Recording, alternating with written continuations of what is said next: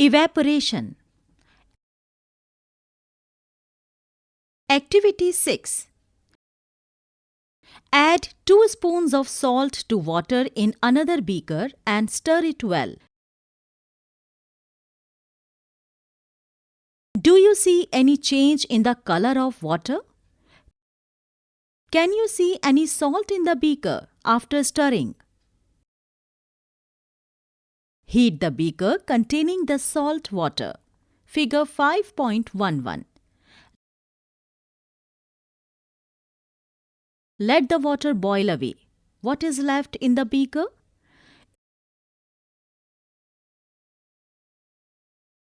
In this activity, we used the process of evaporation to separate a mixture of water and salt.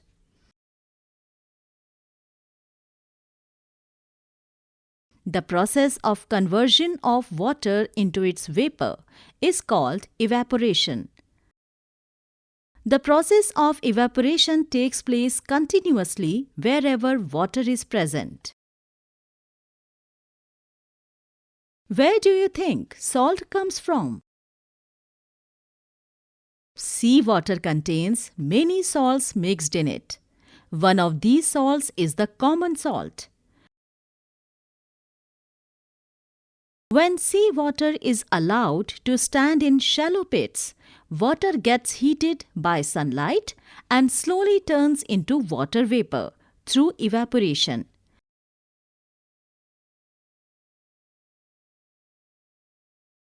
In a few days, the water evaporates completely, leaving behind the solid salts. Figure 5.12. Common salt is then obtained from this mixture of salts by further purification. Page 41.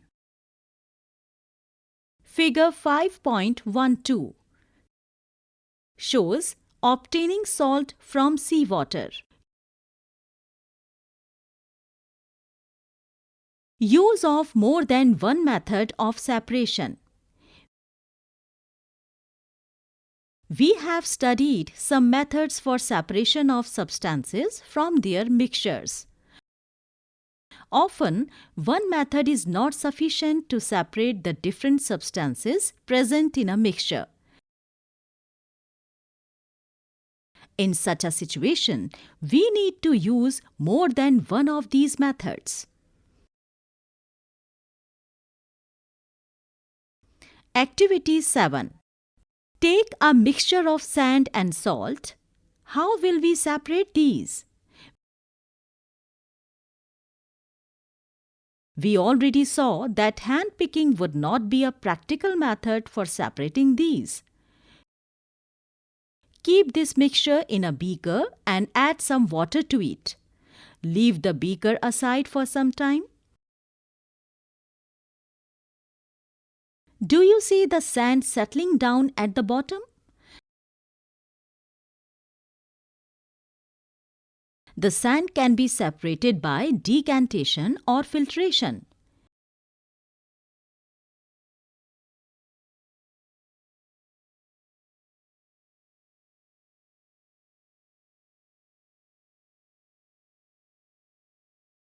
What does the decanted liquid contain? Do you think this water contains the salt which was there in the mixture at the beginning? Now, we need to separate salt and water from the decanted liquid. Transfer this liquid to a kettle and close its lid. Heat the kettle for some time. Do you notice steam coming out from the spout of the kettle? Take a metal plate with some ice on it.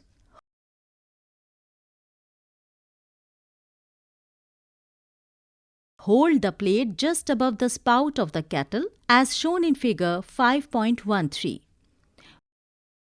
What do you observe? Let all the water in the kettle boil off.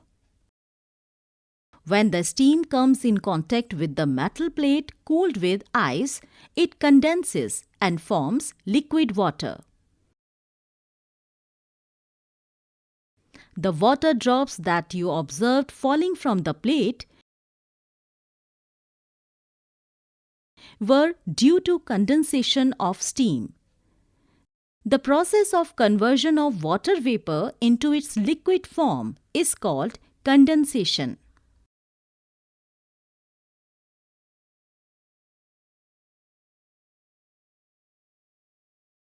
Did you ever see water drops condensed under a plate that has been used to cover a vessel containing milk that has just been boiled?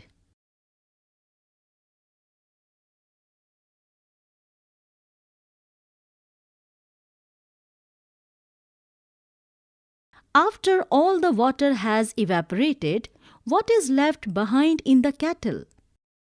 We have thus separated salt, sand and water using processes of decantation,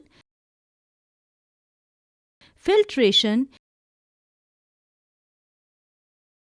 evaporation and condensation. Figure 5.13 shows evaporation and condensation. Paheli faced a problem while recovering salt mixed with sand.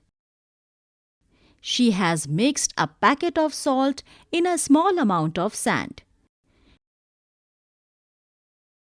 Page 42. She then tried the method suggested in Activity 7 to recover the salt.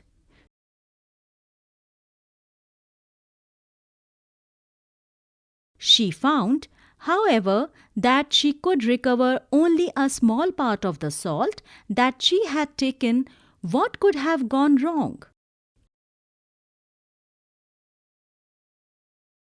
Can water dissolve any amount of a substance? In Chapter 4, we found that many substances dissolve in water and form a solution. We say that these substances are soluble in water.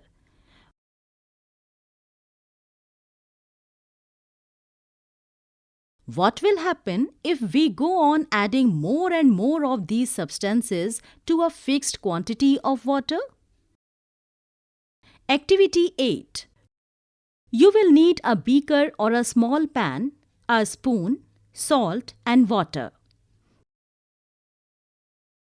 Pour half a cup of water in the beaker. Add 1 teaspoonful of salt and stir it well until the salt dissolves completely. Figure 5.14. Again, add a teaspoonful of salt and stir well. Go on adding salt, 1 teaspoonful at a time and stir. After adding a few spoons of salt, do you find that some salt remains undissolved and settles at the bottom of the beaker? If yes, this means that no more salt can be dissolved in the amount of water we have taken.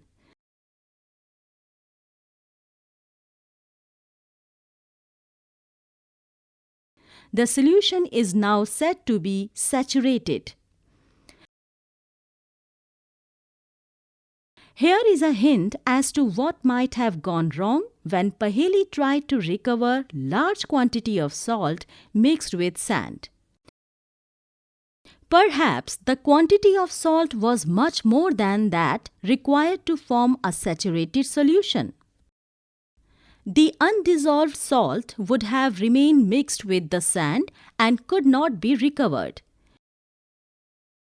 She could solve her problem by using a larger quantity of water. Suppose she did not have sufficient quantity of water to dissolve all the salt in the mixture. Is there some way that water could be made to dissolve more salt before the solution gets saturated? Let us try and help Paheli out. Figure 5.14 shows dissolving salt in water. Activity 9. Take some water in a beaker and mix salt in it until it cannot dissolve any more salt. This will give you a saturated solution of salt in water. Now, add a small quantity of salt to this saturated solution and heat it. What do you find? What happens to the undissolved salt in the bottom of the beaker? Does it dissolve now? If yes, can some more salt be dissolved in this solution by heating it?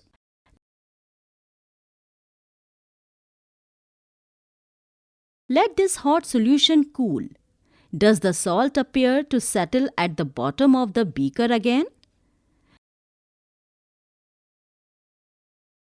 The activity suggests that larger quantity of salt can be dissolved in water on heating. Page 43. Does water dissolve equal amounts of different soluble substances? Let us find out. Activity 10. Take 2 glasses and pour half a cup of water in each of them. Add a teaspoon of salt to 1 glass and stir till the salt dissolves. Go on adding salt, 1 teaspoon at a time, till the solution saturates. Record the number of spoons of salt that dissolved in the water.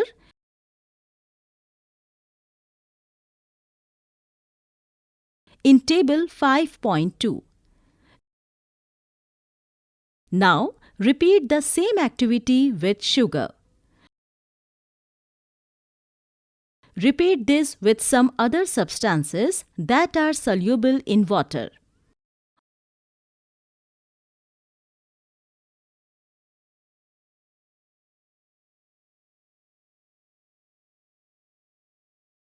What do you notice from table 5.2?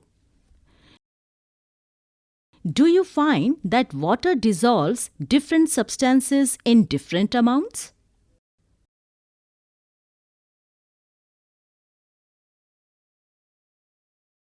Here is table 5.2 given. There are 2 columns, substance and number of spoons of substance that dissolved in water. Substances are salt and sugar. Complete this table by doing this activity yourself.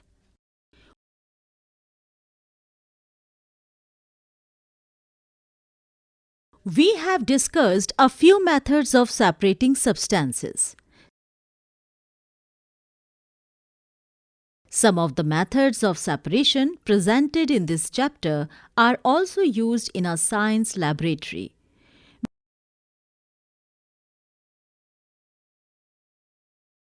We also learnt that a solution is prepared by dissolving a substance in a liquid.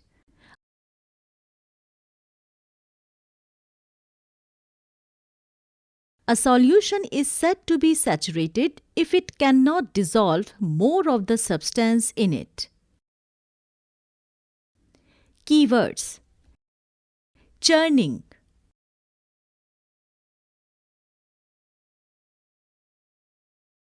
condensation,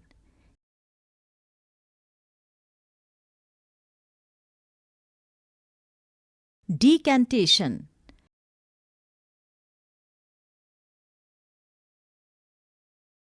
evaporation,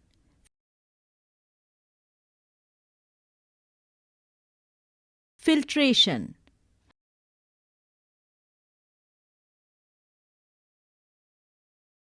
hand picking,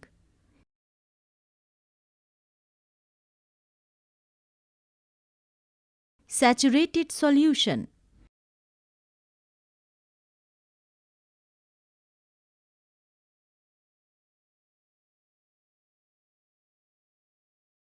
Sedimentation.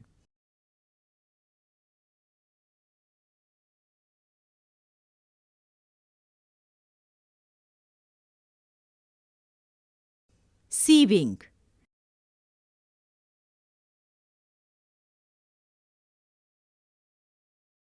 Solution.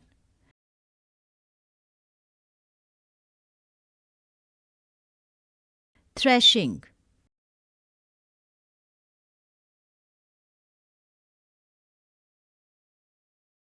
Winnowing.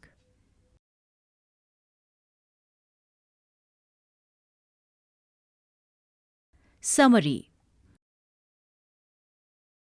Hand-picking, winnowing, sieving, sedimentation, decantation and filtration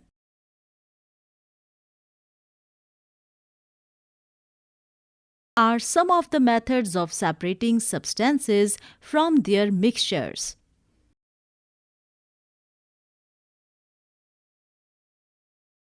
Page 44.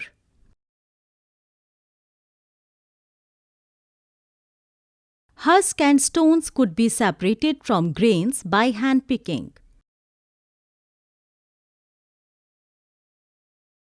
Husk is separated from heavier seeds of grain by winnowing.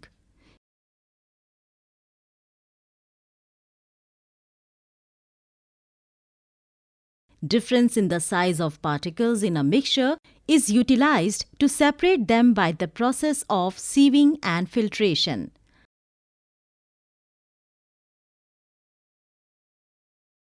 In a mixture of sand and water, the heavier sand particles settle down at the bottom and the water can be separated by decantation. Filtration can be used to separate components of a mixture of an insoluble solid and a liquid.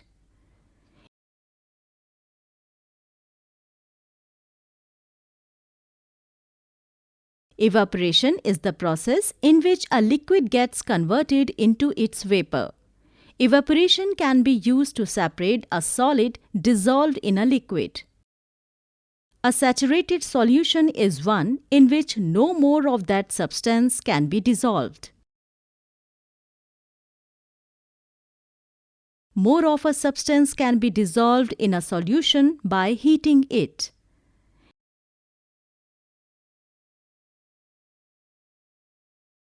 Water dissolves different amount of soluble substances in it.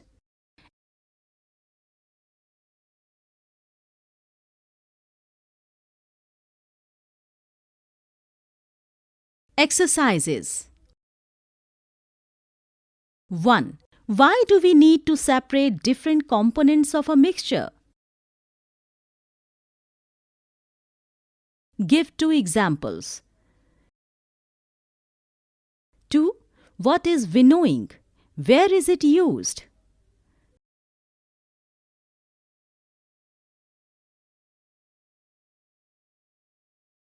3. How will you separate husk or dirt particles from a given sample of pulses before cooking?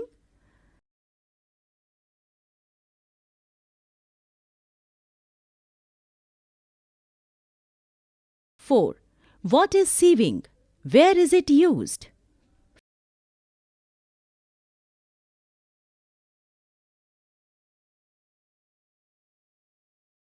5. How will you separate sand and water from their mixture? 6. Is it possible to separate sugar mixed with wheat flour? If yes, how will you do it?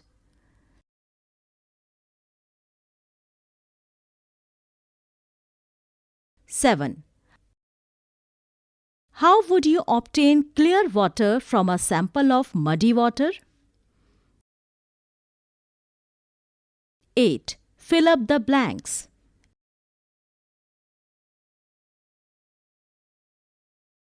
A.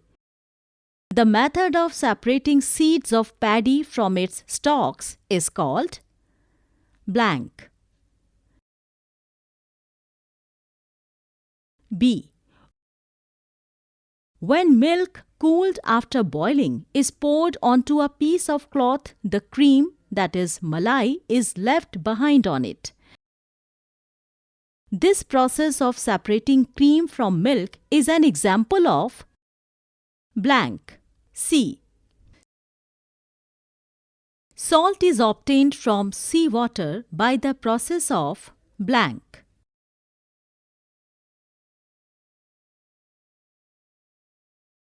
D. Impurities settled at the bottom when muddy water was kept overnight in a bucket.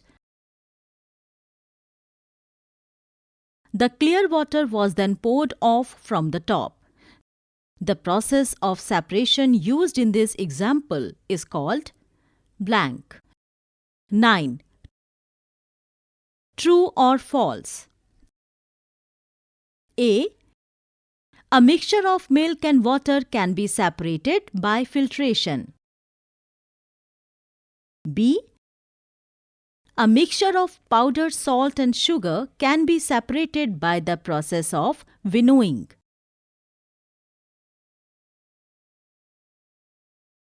C. Separation of sugar from tea can be done with filtration. D. Grain and husk can be separated with the process of decantation.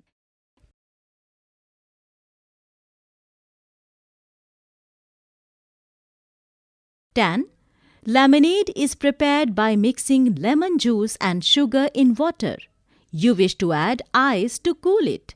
Should you add ice to the lemonade before or after dissolving sugar? In which case would it be possible to dissolve more sugar?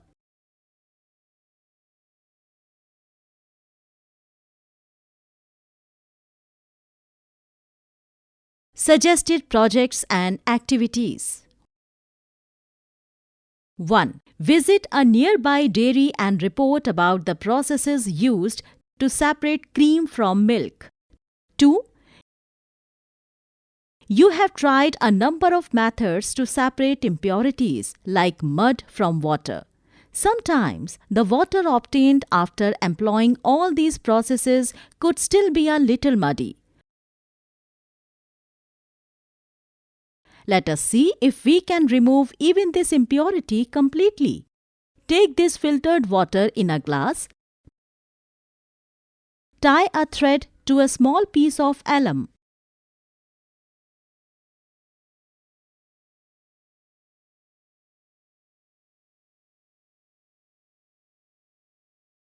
Suspend the piece of alum in the water and swirl.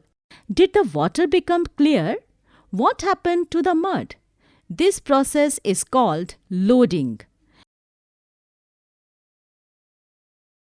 Talk to some elders in your family to find out whether they have seen or used this process.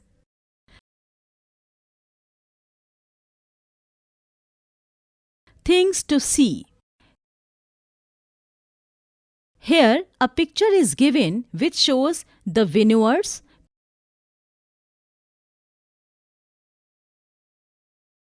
painted by Gustave Courbet in 1853.